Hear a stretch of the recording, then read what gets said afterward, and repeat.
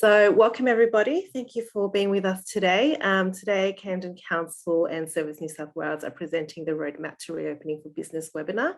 My name is V. Gurgis. I'm the Coordinator of Economy and Place for Camden Council. And I've also got with me John Queck, who's the Council Relationship Manager for Service New South Wales for Business, who will be presenting to you today as well. Before I begin, I would just like to acknowledge the country that Camden is on. So we acknowledge the Dharawal people as the traditional custodians of the land on which Camden sits and pay our respect to their elders past, present and emerging. Just a little bit of an overview of the webinar for today.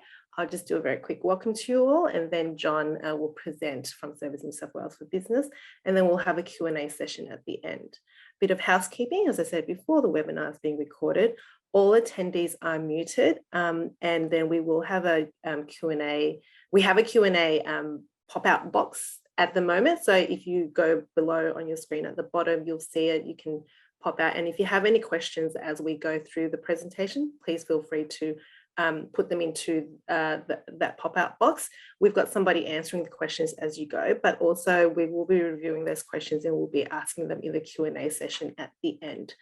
So no need to hold your questions to the end, just ask them as we go, and then we will compile them and have a bit of a chat to them at the end of the session. So first of all, just a little bit of background about Camden Council and specifically our Economy and Place team, which I lead. The team is a fairly new team. We've been around since about January, and our kind of existence and what we do really represents councils shift towards that focus on economic development and placemaking, and having a real place-based focus on the economic development activities that we do. So what we do in our team is business support and liaison, industry, agency and stakeholder engagement and collaboration, investment attraction, capacity building, such as what we're doing here today, strategy development, city marketing, business events, place activations, and research and insights. And I'm very excited to let you know that as part of our strategy development, the first strategy off the rank for us is obviously our economic development strategy, which is currently in draft and will be presented to council very shortly. After that, it will be made public. So that's about all I can tell you, but as soon as we as soon as it goes public, we will be very happy to share it with everybody to get your feedback as well. And then, of course, council has, over the last 2 years, been quite proactive in supporting the community through COVID. It has been a really, really rough couple of years for us and our community. So council's doing a lot in that space, and specifically for business. Some of the things that we've done to support you is our business e-news, our Camden Bought social media campaign that goes across our social media platforms and is about really supporting local businesses and encouraging our over 20,000 followers to support local and shop local. We've also got a COVID business support webpage, which is updated quite regularly with all recent COVID information as it pertains to businesses. We've also just recently waived our non-statutory fees and charges for the next year. So if there are any fees and charges that you are subject to in the course of operating your business, some of those have been waived. We also have a Camden Business Directory, which sits on our council webpage and is basically a business directory of all local businesses in the area. That directory gets promoted again through our social media and other channels, and is again a place where people can look at what local businesses are available. We've got over 800 businesses. So again, if you're not already on it, I do encourage you to join.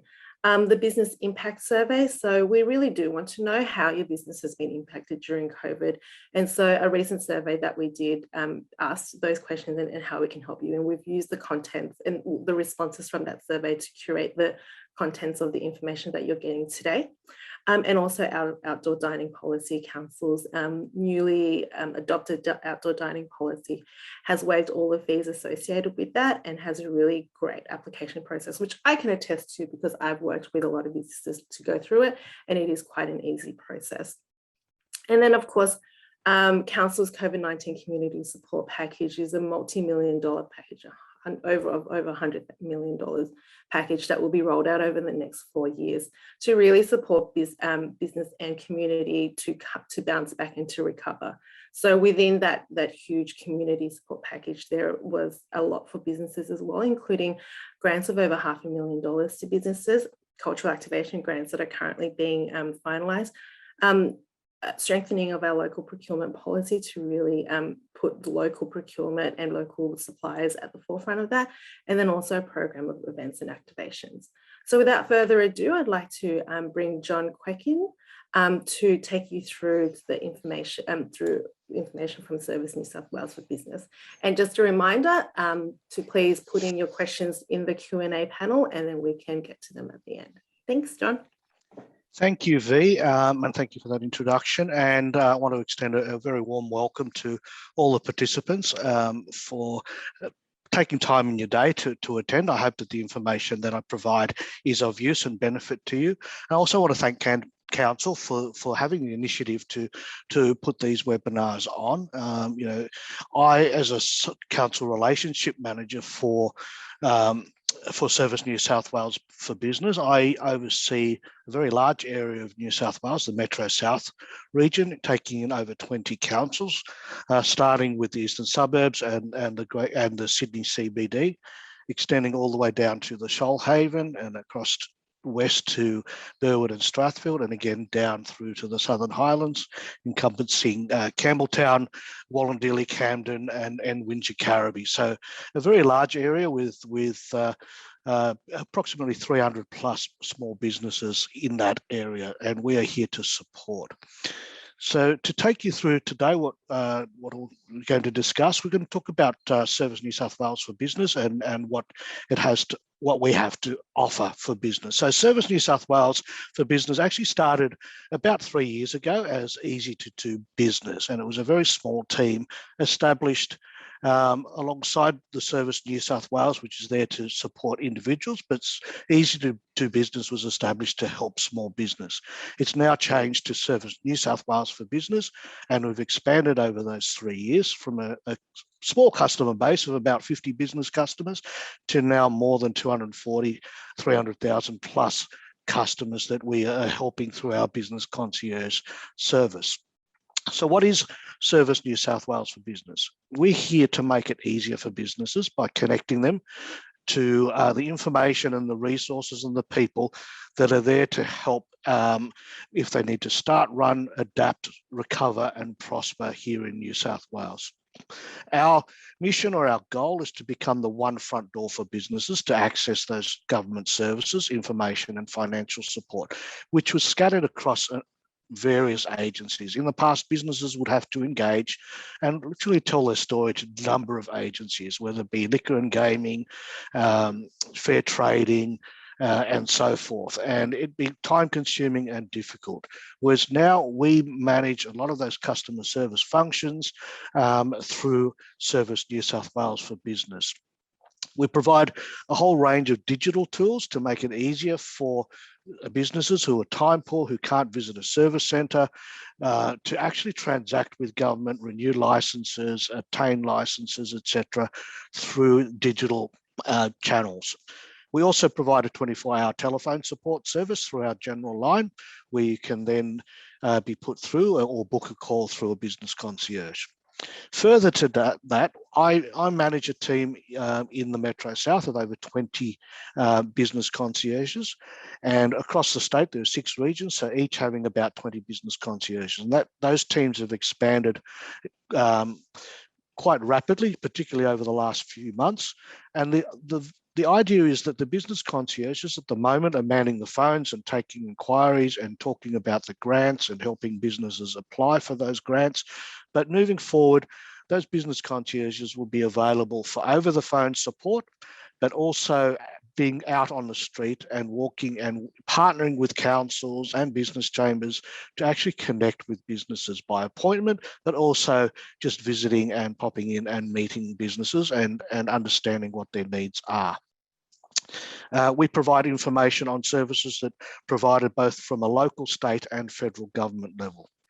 And our business concierges are scattered right across the state. So in most regions, we have a local business concierge that lives within your L Council area and understands the demographic and the customers and the type of businesses that are in that area. The business support, as I mentioned, the Service for Business Concierge team is there, and you can book a call back through that. We are also enhancing the business profile, which is the digital platform that businesses can use that it sits alongside your Consumer Service New South Wales login and account. And that business profile is there for small business owners to actually input their data about the businesses or businesses that they own and the information, and moving forward we'll be able to connect directly with you as a business owner, provide information around eligibility and help application process become easier for future grants and assistance programs. Our website also provides the COVID-19 assistance finder, where businesses can complete a short 2-minute questionnaire, and then as a result get a list of the benefits and services for health, wellbeing, employment skills, training, food, etc. that's tailored specifically for their business. Now, a little bit more about the business concierge. As I said, they are local. They are people who have come on board who have previous business experience, and we provide the training so that they can assist with businesses, whether you be someone who is anticipating or looking to buy a new business for the first time.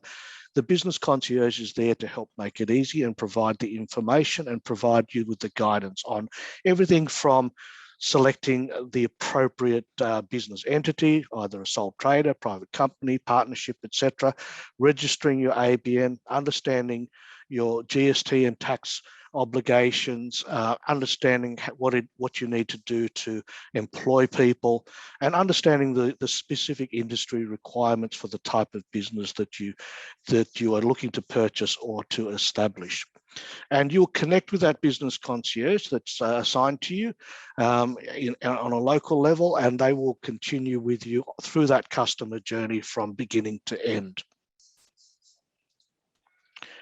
Now, Service New South Wales for Business, how can you get in touch? Well, you can go through the Service New South Wales website and specifically go to the mybusiness.servicenewsouthwales.gov.au site that provides information, a raft of information about getting help for your business. And I went through that a little quick and I don't know how to go back, but just to mention that website and all the information, both on Service New South Wales and Service New South Wales for Business website, has been translated into over 70 different languages. So in recognition that we are in a very diverse, ethnically diverse state, and many of our business owners don't have English as their first language. So to make it easy, we have translated all that information, as I said, into over 70 different languages to make it easier for you. Now, as you know, the state government has provided a number of grants through the COVID-19 lockdown period starting in June. They consisted of JobSaver payment, micro business grant and business grant. Now, applications or new applications have now closed as of the 18th of October. So we are not taking any further applications. We do have a number of applications still in process and being assessed, and they will be assessed and approved where appropriate, where they're eligible, and payments made along with back payments. However, in recognition that there are quite a number of businesses out there, for whatever reason, were not able to apply or felt that when they looked at the eligibility initially, or were advised that they would not be eligible and therefore they didn't apply, or they did lodge an application and it was deemed as ineligible, then there is an avenue for appeal, and that's through the Business Support Hardship Review Panel. Now, the panel will review cases from businesses that experience that financial hardship due to the restrictions, but were ineligible or did not get approved for any of those grants. That panel has been established with members from Revenue New South Wales Treasury and Service New South Wales. So they're a team of experts who will look at every single application on a case-by-case basis. decisions that they make will be final and cannot be appealed. So I would encourage businesses who fit into that category and feel that they have a strong case of financial hardship and they would like to be assessed as being eligible for one or more of these grants, to put through an application, which you can do through the Service New South Wales website. I would advise that you perhaps contact a business concierge first, who can then guide you through the process on how to apply. I would stress that it's important to have all the information at hand, whether it's through your bookkeeper, your accountant, or your payroll software, and a summary of why you believe that you would be eligible. As much information as you can get to hand in preparation to lodge your application, so that you give yourself the best opportunity to be deemed eligible and receive back payments for each of those, or one or more of those grants. Further support we offer. We have the small business fees and charges rebate, which was established earlier this year, providing $1,500 in a form of a digital credit for eligible businesses that registered. And that's to cover the cost of local and state government fees and charges. Now, that list has expanded over time, so I'd encourage businesses to go on the website and review the fees and charges that are eligible to be claimed. Now, the amount has been increased as of November, or will be increased. So for businesses that have already registered and may have already claimed up to $1,500, you'll get a top up to take that up to $2,000. Businesses that haven't previously registered, I would encourage you to apply. And if deemed eligible, you will get the total $2,000 digital credit that you can claim against. We've also now included road tolls for business vehicles, so that is now an eligible fee as a result of the feedback that we're getting, that we receive from business customers. In addition to that, we can provide information about payroll tax support for business, information about business tenancies. So if you're struggling due to the COVID lockdown and loss of trade in negotiating with your landlord, we're there to provide that service, where we can transfer you through to someone in the Small Business Commissioner to be able to initiate mediation. Moving forward, Dine and Discover New South Wales. So that's been an exciting and very successful program that was launched earlier this year, where every resident in New South Wales who was eligible received 4 vouchers, 2 for Dine and 2 for Discover, and many of those have already been redeemed. Now, as part of that recovery package, the government has announced an extension to that. So all eligible customers will receive an additional 2 vouchers, a $25 voucher for Dine and 1 for Discover. So for those who have already used their vouchers, you will receive those 2. For those who haven't registered to receive those vouchers or haven't used your current vouchers, you'll receive a total of 6 vouchers, 3 for Dine and 3 for Discover, with the aim of encouraging people to go out and spend in their local community or elsewhere across the state and support the hospitality and tourism business.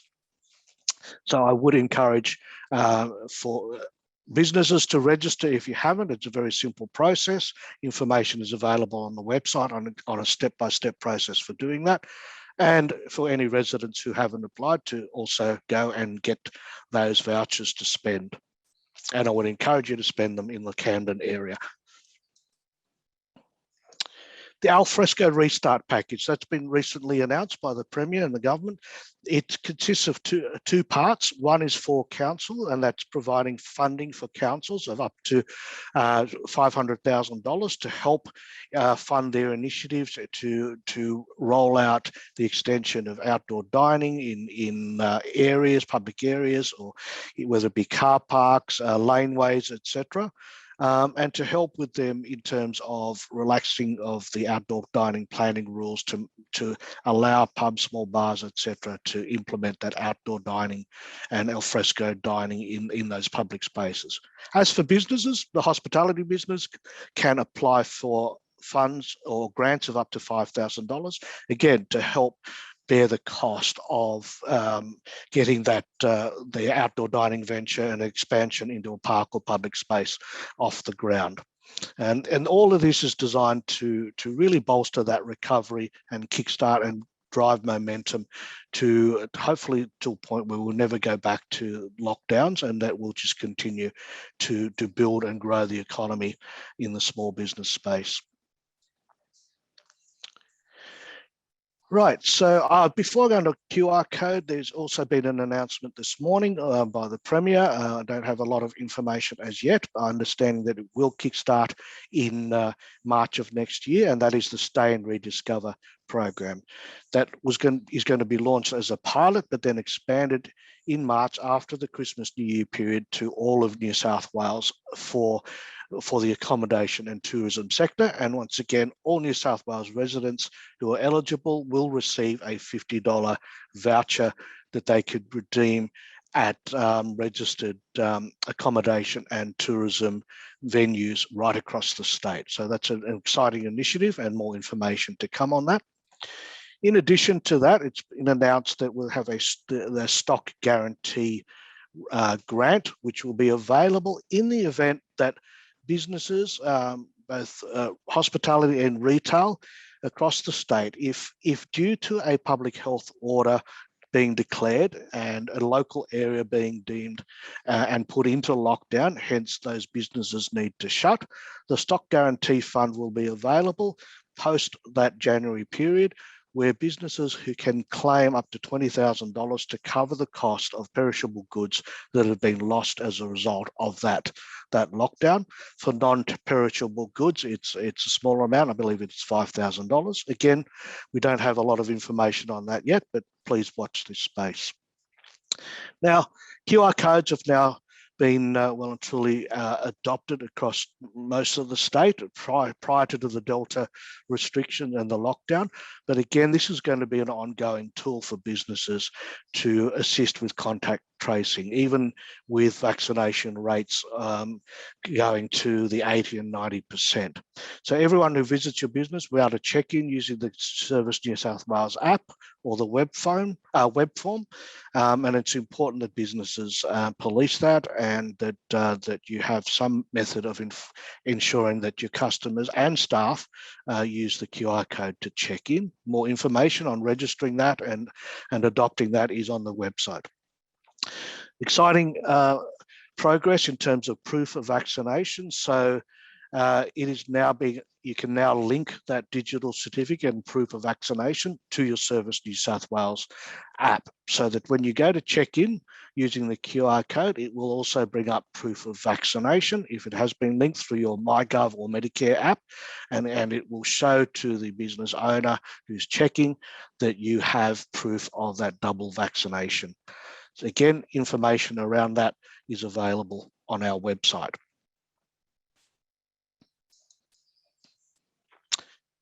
There has been a lot of discussion around proof of vaccination, and rightly business owners have been concerned about implementing and making sure that they avoid the penalties and fines that can occur for businesses who don't comply. Now, first of all, businesses can reduce the risk by making sure that they have a COVID safety plan. Now, many of you would have had a COVID safety plan that dates back to earlier in the year. All those COVID safety plans have been updated, so it is incumbent on businesses to go on the website and update to the most recent COVID plan specific to your industry type. And make sure you don't need to update your QR code, but just to have the safety plan. Also, businesses are responsible for taking reasonable steps to prevent unvaccinated people entering their premises, both for staff and for customers. And the emphasis being on the reasonable steps. What constitutes reasonable steps? It's absolutely clear that we do not want businesses to become police and enforcement officers, because that poses a potential risk to the safety of yourself, your staff, and other patrons in your business. So reasonable steps is making sure you have a QR code check-in, having an up-to-date safety plan that's printed and available, and having visible signage that is prominent upon entering your premises to inform your customers that they do need to be vaccinated and that you'll be asking for proof of that. Now, in the event where you have a customer or potential customer who refuses to comply, then If you've got that signage there and it's prominent, you have done what it takes, what we considered reasonable. Now, you can refuse entry, but if it escalates, I would say to step away from that, put yourself out of harm's way, and if necessary, call the police who can attend and deal with that particular person in the appropriate way. And that may be issuing of on-the-spot fines for that individual. But certainly don't put yourself in harm's way. Now, we have a number of PDFs or in fact sheets that are available through our website on proof of vaccination, your obligations, the steps you need to take, information about contact tracing and isolation rules in the event that you have a positive contact, a casual or a close contact in your business both from your staff and from a customer. So that information is available, and I encourage you to go on and print that out to educate both yourself and your staff around the guidelines. In addition to that, Service New South Wales, through our website, has on their page COVID Help for Businesses, a lot of information and links to how to access that personalised support, how to get information in dealing with commercial and residential landlords, access to a whole series of events and webinars. There's training and education, which most of that is provided free, both through online and through face-to-face through their TAFE system. Information on managing your employees, expanding or adjusting your trading hours, pivoting your business, access to what grants, loans and financial assistance is available, and a whole raft of information, including, very importantly, access to mental health and general wellbeing services and resources, in recognition that COVID and the restrictions and the impact on individuals, but in particular small business owners, has been such that there has been an increase in reported cases of mental illness, and that you do need access to those resources and support. And I'll encourage you to look at that and find what is appropriate for your circumstances. Finish up with a list of business links, which will be made available through the council, and so that you can access all that information that I've spoken about. But please, if you are unable to find the information and you do need support, I would encourage you to contact us through our 1377 88 line or the online form where you can book a call from a business concierge. As I said, I have a team of 20 business concierges that I manage, including the lovely Julie Lewis, who some of you may have already met. She's actually online today during this webinar and answering questions via the Q&A chat.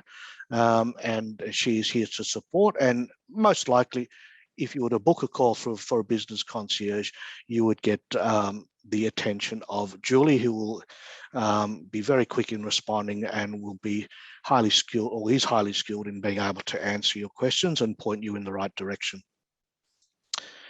So everyone, thank you once again for your attention. I hope that information has been useful, but we're here for the next session for a Q&A where we'll be able to answer, hopefully, the questions that have been raised as a result of this. So handing back to you, V, and thank you once again. Excellent. Thanks, John. So before we jump into our Q&A, I do want to just remind everybody to please use the Q&A panel in the Zoom. Typing your questions. If you'd rather ask your question personally, then let us know. You can put your hand up using the raise hand function in the bottom of your Zoom, and then we will unmute you and you can have a conversation with us. But we will get going on our Q&A. We have our first question coming up from Karen Kavanagh, who's asked, when are office staff going to be encouraged to go back to work in the office? Right. Again, this depends on the organisation that you work for. For instance, the Department of Customer Service and our team, we're going through a risk assessment process. We're still being encouraged, where possible, to work from home, but steps are being taken to number one, determine who the staff are double vaccinated, and whether or not that is required in direct customer-facing roles like driver testers and the like, service centre staff, that is mandatory. And for the business concierges whose task it is to engage face-to-face, will need to be double vaccinated. And there will be an opportunity to work from an office where appropriate, where they have the appropriate ability to implement safe social distancing and the correct amount of space per staff. But for us, it's going to be a case of a choice, not mandated, so that we can choose to work out of the office maybe 1 or 2 days or on a rotating basis. But it is really up to the individual organisation or employer to determine that. And Karen, just clarify that that would also apply to client-facing staff. So staff who have clients that they need to speak with within the office, that would still be up to the workplace itself to make that assessment. Is that correct, John? Yes, that is correct. Okay, excellent. Any other questions, please do put them through. We've got some pre-submitted questions as well. And before I go into that, I will just also let you guys know that as John was speaking and going through the resources that are available, they were coming up on the chat. Those links are coming up on the chat. Don't feel like you have to grab them all at once, because we will also send them through to you at the end of the webinar. Another question we've got that was pre-submitted, John, is around public health orders. Now, we know that they change quite often. And so as business, where is the best place for businesses to get the latest public health orders? Right. Well, I'll say straight off the bat that if you make an attempt to actually go and look at the New South Wales legislation, and where it lists all the various public health orders and the countless amendments, you will do your head in. It's all in legal speak, very difficult to navigate, lots of clauses and ifs, buts and maybes and therefores. So it's very difficult for the untrained lawyers, to actually decipher that information. So to make it easier, please go to newsouthwales.gov.au, COVID-19 /stay safe rules, or the myriad of different ways where you can access through the search functions on that website to find out what's applicable in terms of COVID-19, including rules for fully vaccinated, exempt people, rules for businesses, roadmap for easing restrictions, face mask rules, etc., etc. So there's all that information is contained on that newsouthwales.gov.au COVID-19 webpage. And also with the local business concierges, that is a person, like any business can also call a local business concierge to seek clarity and advice on that too. Yeah, absolutely. Now, when you call through, that's 137788, you'll be triaged, or the nature of your inquiry will be determined, and we'll go initially through to our contact centre staff, and there's a whole group of those who have been trained on the current COVID rules and restrictions, and they, in most cases, will be able to answer your general inquiry. If they aren't, they will then transfer you through to a business concierge who has a little bit more knowledge and training and skill on those, interpreting those public health orders and restrictions, and can provide a little bit more detailed information to you. And on the business concierge, I know you did mention it, but I will also like to highlight to the businesses here that they aren't just here for COVID. They have been around since before COVID, and they will remain after COVID, whenever that may be. But business concierges are really there to assist businesses in all aspects and manner of the operation of their businesses. So I do encourage you to talk to them about anything, not just COVID. Is that correct, John? Yeah, absolutely. And in fact, I can assure you, and I speak on behalf of all the business concierges in the team, that they would like to get to that state of normalcy where their role will be not about talking about grants and that, but it'll be about how do businesses recover, how do prospective business owners start, run, grow, right from the initial steps on what it is that's required to register a business, choose a business entity. If you're looking for instance, to purchase or establish a cafe, restaurant, or retail or other type of businesses, the steps that you need to go through, and we'll provide that that one-on-one advice, and you will link to that business concierge, which will most likely be a local who understands the area, and then walk you through that entire customer journey to assist you in whatever way we can. Excellent. And then also we've had another question pre-submitted, which was around mask wearing. So in an office setting, do you and your clients still need to wear masks when you meet in the office? Well, with the lifting, I think when we get to the 80%, those rules changes, and I'll need to go and have a look at that. But my understanding is once we hit over that 80%, that, and I know this is a rule for government offices, and it's probably the same for all, that people who are vaccinated will not need to wear masks. But the distinction is that people who are unvaccinated, who are allowed to work back in the office, will need to wear masks. And I believe that those 80% restrictions have kicked in from Monday. We made that, I think we were on like 80.2% over the weekend. Yes, so and fast tracking towards that 90, which is very exciting. Exactly. We've had another question come through. At what point can an employer request staff return to working in the office on a full-time basis?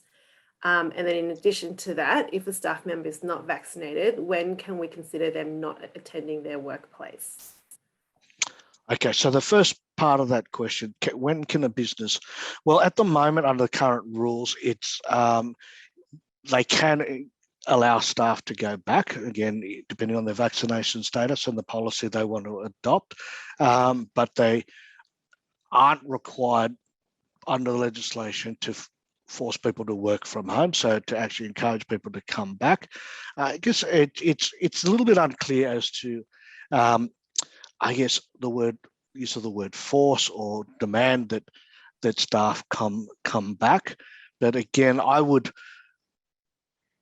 the best place to go for information about that would actually be through to Fair Work Australia, who sets the rules and regulations around employment conditions and laws and enforcement. We can link you to that information and show you how to get to that, but I hesitate because we are not employment law experts, and it does come into that. It's covered by Fair Work, and also it touches on anti-discrimination legislation on that. So to get the right advice, I would encourage you to go to Fair Work Australia for that. And would that also apply to the second part of the question around unvaccinated workers and when they would be considered just not having attended work if they aren't able to come into the workplace? Well, it is my understanding that once we cross over that 90% threshold, that the rules around unvaccinated versus vaccinated will pretty much align, so that that cohort will be treated the same in terms of their restrictions being lifted for unvaccinated staff. And again, for absolute clarity, I would encourage you to go to Fair Work on that. And we can share that link with you in the post webinar email, just making a note of that for my staff, please. Next question.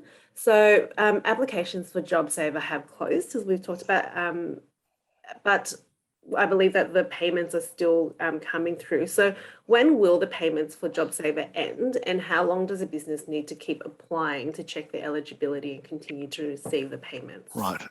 Subject to any announcements of any changes to that, the JobSaver and microgrant payments will continue through till the end of November. Again, subject to any announcements or pullback or extension by the government. But the process is now established where businesses will be asked to reconfirm their eligibility and decline in turnover, etc., on a fortnightly basis. If they fail to do so, then those payments will cease immediately. Okay, but there will be an opportunity to again, that following fortnight to reconfirm for whatever reason. For instance, if a business does their accounting and reporting of sales, etc., and volume on a monthly basis, they can hold off.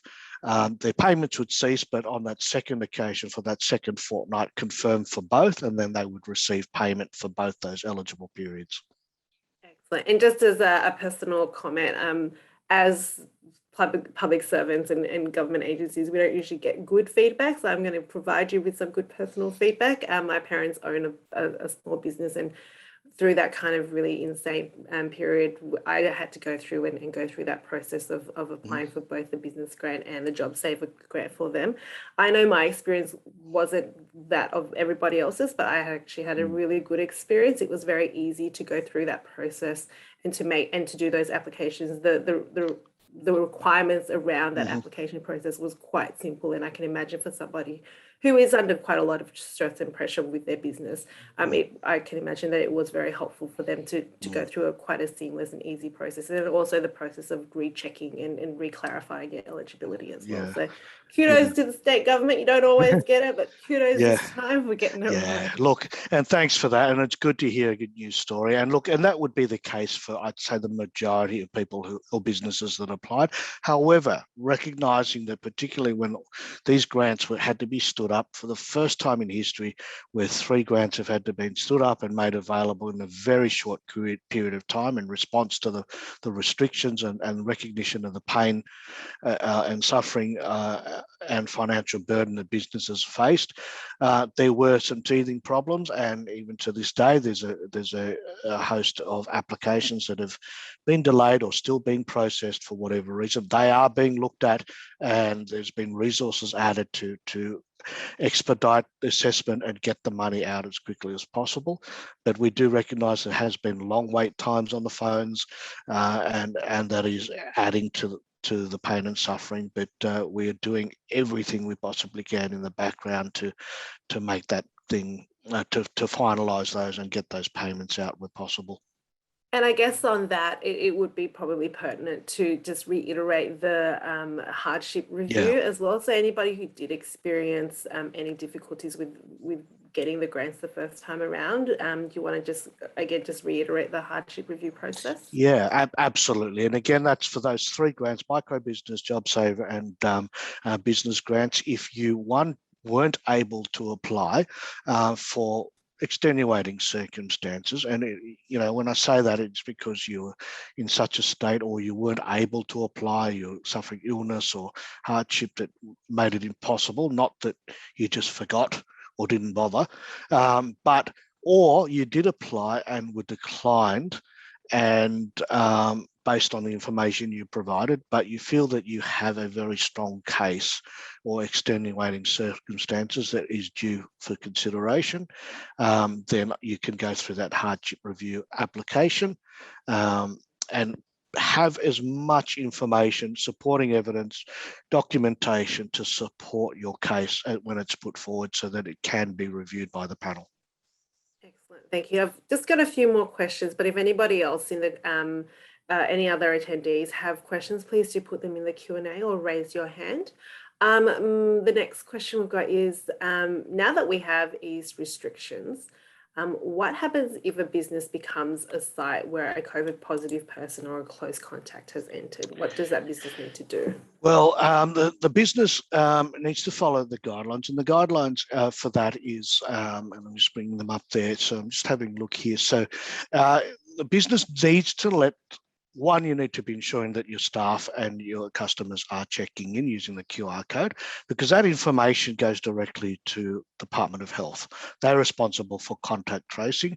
So they will actually contact a close contact or a casual contact and confirm I guess the contagion level and what stage that positive test is at, and provide advice to that individual. They will then contact the business and guide them through, depending on the level of risk, that they have a matrix that they use to determine the level of risk and exposure, and then they will guide you. In the worst case scenario, they may ask or order that business to shut down for a period of time. But I think as time goes by with vaccination rates and so forth, that they're trying to avoid that. So, but they will provide information around that. But in a case of a business, what they need to do, if they are aware, for instance, that three, and the number is 3 employees have tested positive, then they are obliged to contact the Department of Health to inform them that is the case, and then receive guidance as to what those next steps are. Okay, excellent, thank you. And the 1st of December is that magical date where everybody gets to go out, and whether or not you're vaccinated. So in terms of businesses, from the 1st of December, will businesses still need to check the vaccination status of their customers? That has been yet to be announced. It's hoping that that's not, but given that people will still be required to check in using the QR code system, and in hopefully most cases that people will have formed the habit of showing their vaccination status because it's easy on their app. It may not be mandated, but it may be considered best practice moving forward that you do. Okay, but watch for further announcements from the government on that front. Excellent. Thank you, John. And we'll wrap it up fairly soon unless there's any other pressing questions. Oh, wait, there is one. Is there a list of local companies that can carry out an acceptable deep clean? We as council don't have that list. John, do you guys? No, unfortunately we don't. I guess it's about turning to our best friend Google to look at that. We don't provide that because it's against our mandate to provide a list, because that may be construed as us actually providing a recommendation, and we're not there to recommend specific businesses. Yeah, and that the same applies for council. So we don't have a list of just deep clean, but if you go to our business directory, then we do have a list of businesses local businesses who provide cleaning services, and you can just check them as well. So thank you for that question. So I guess we can wrap up and give everybody a little bit of their time back.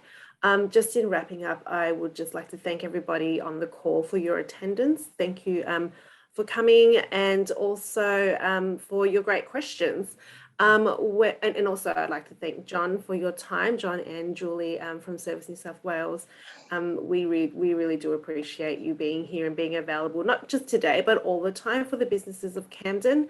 We know it's a big job. We know this because sometimes we struggle to get in touch with you guys as well, not because you're jerky, but just because you are so very busy. So we do really appreciate you both taking the time out for us. If we can just go to our contact details, one more slide over, guys.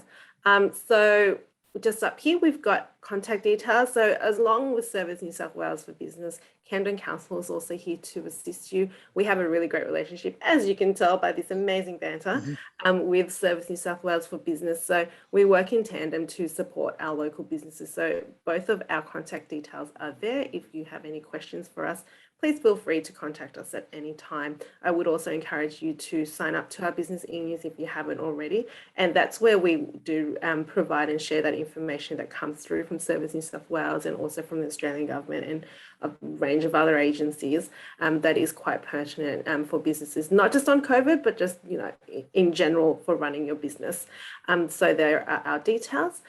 When you leave the webinar, we will have a survey link that will pop up. It's just a little survey to give us some feedback on the webinar and let us know what else you'd like in the future. The only way these things can go well is if you tell us what you want, and then we can work our darndest to make it happen for you.